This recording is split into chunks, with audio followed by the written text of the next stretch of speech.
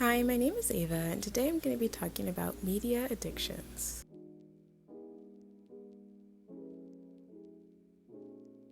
There are many things that people are addicted to, but we only talk about the serious addictions like drugs and alcohol, but we don't talk about the addictions like social media and shopping addictions. A lot of people know about social media addictions, but they don't talk about the effects of it. And most of these effects have to do with mental health, whether it's depression or anxiety. But I think a lot of people don't talk about it because it's so normal to have these kinds of problems. And a lot of people on the internet joke about it. And especially a lot of people joke about really intense depression and mental health issues like that, to where it seems like it's normal to talk about it and like everyone has those problems, and there are a lot of people that do, but I think it's so normal to where we don't talk about what's causing those things or how social media can make those things worse. And now people are constantly listening to something in the background, whether it's watching a YouTube video while you're doing something and while you're also scrolling on Instagram at the same time.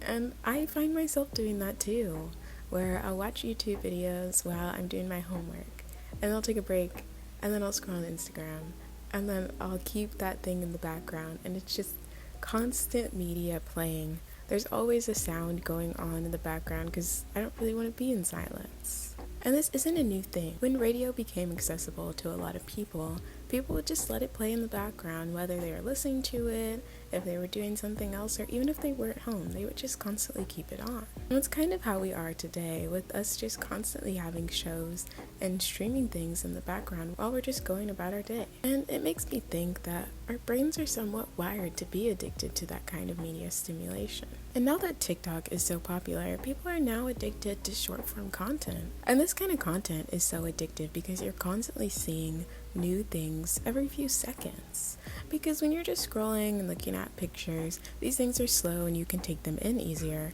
But when you're watching TikTok, it's literally just an endless feed of constant videos, and they're all extremely different. So it's not like you're taking in the same kind of content. So it's constantly changing for your brain to handle. And you start to get addicted to that because you're used to this constant change.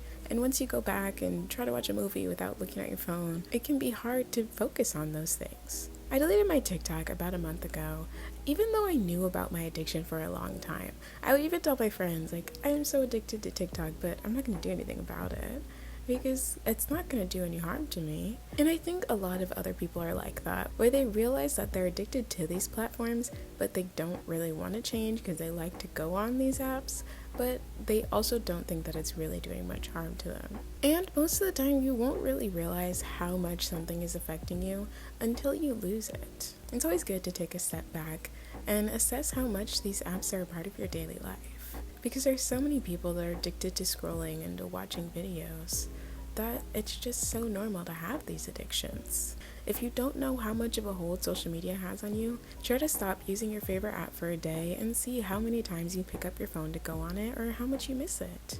Because you don't have to just delete your social media, because I know that's something hard to do, but you do need to realize how much of a hold it has on you.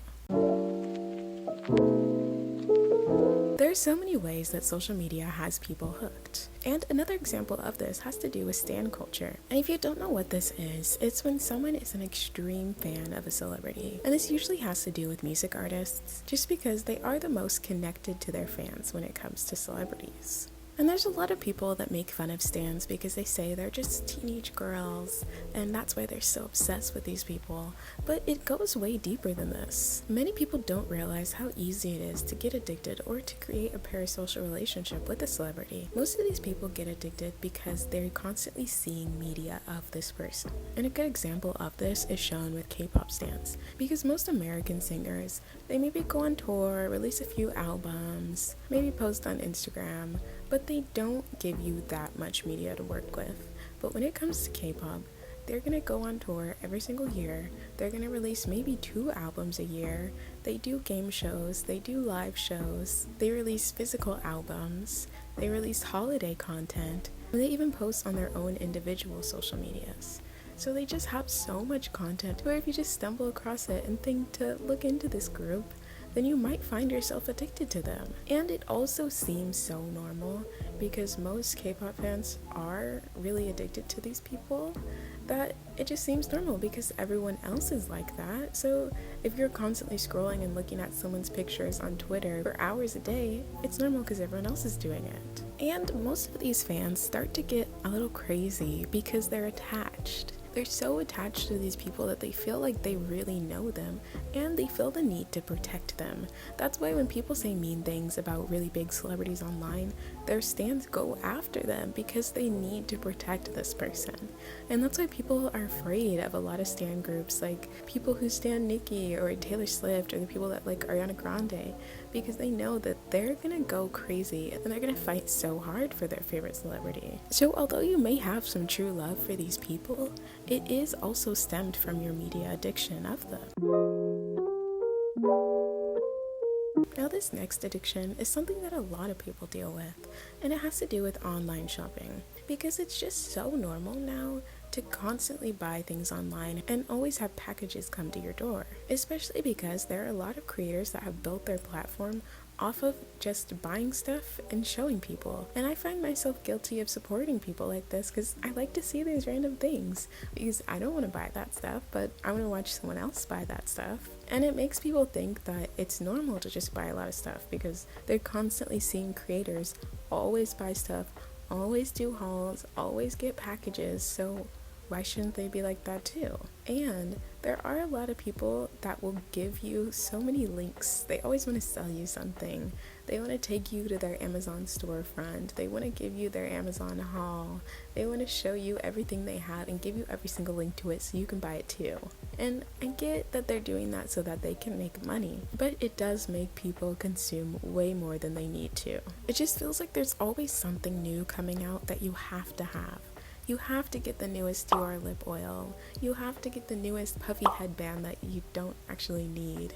It's just stuff where you never really need it. Like, they always say that you need this product. It's a must-have. You must buy it. But most of the times, there's probably dupes for it or something else that would just work better for you personally. But everyone is telling you to buy this one thing. And when you constantly see people promote a product, it can also make you think that you like it. Because there's been things like that where I want to buy it because everyone is talking about it and everyone has it, and then I don't get it, and once people stop talking about it, I realized that I didn't actually like that thing and I just liked it because everyone else had it. And not only do creators try to get you to buy stuff all the time, it's the companies too, because whenever you're on online shopping sites, there's always a sale going on somehow and everything's always 30% off. And that gets me too. When I see something on sale, it makes me want to buy it immediately because I know the sale's not going to last forever and it's on sale right now and I'm getting a good deal, so that means I should buy it. And they know that you're going to think that way, which is why things are constantly on sale. And a lot of influencers get a lot of their stuff for free. I don't think people think about the fact that they're not buying everything that they promote. They're not buying all the stuff that they want you to buy. They might get it for free and get paid to tell everyone else to buy it. So you're the one spending your money when your favorite influencer isn't even doing that. And I love online shopping. I like to scroll, I like to see what they have and just like the little things or add stuff to my cart, but I never buy anything. And I don't think that's necessarily normal, but I don't buy stuff because I always regret my impulse buys. Every time that I've impulse bought something that isn't a necessity, I immediately regret it afterwards. So that's why I'll like a bunch of stuff, I'll look at stuff, I'll add it to my cart, but I won't buy it. So I'll just wait a little bit, and I suggest that you wait at least a week. And then you could come back to it, and if you like that stuff, you can buy it. And if you don't like it, don't buy it. Because there's so many times where I'll be scrolling, and I'll look at stuff, and I think it's so cute. I think this is the best top in the whole entire world. And then I come back a few days later, and I'm like, actually that's so ugly, why did I like it? We sometimes just get caught up in wanting to shop or caught up in the low price of it that we don't realize that we don't actually want or need that thing. Especially for people who like to online shop a lot, you need to get used to window shopping. Just shop around with the intention of not buying anything. You don't always need to buy stuff because you don't always need things. Because especially people are always buying clothes and makeup. And usually clothes and makeup last a really long time. And you don't really change your style a lot with your clothes or your makeup, so why do you need to constantly buy new things? And I even know people in my life where if they go on a trip, they're gonna buy tons of new outfits. I get if you want to buy something new for your pictures, but you don't need to buy a new outfit for every single day of your trip because you have clothes. So you have to think about it where you may be excited to do new things or take pictures, but you don't need to buy something new every single time. And maybe you need to think about your style and take some time to try on all the clothes in your closet and try different combinations and see if you can find something new rather than buying something new. So it's extremely normal to overconsume media, but that doesn't mean that you need to continue to do it or that you need to be ignorant to it. Now, you don't need to get rid of all your social medias and stop consuming media, but you do need to realize how much it's affecting you and the hold that it has on your life. Because once you become self-aware, you should try to take action to consume less. It's best to consume anything in moderation, yet we don't apply those same standards to social media. So if you realize that you are addicted to these things, just try to consume it a little bit less. So if you liked this video, please leave a like and subscribe and comment down below what your favorite social media is. Thanks for watching. Bye.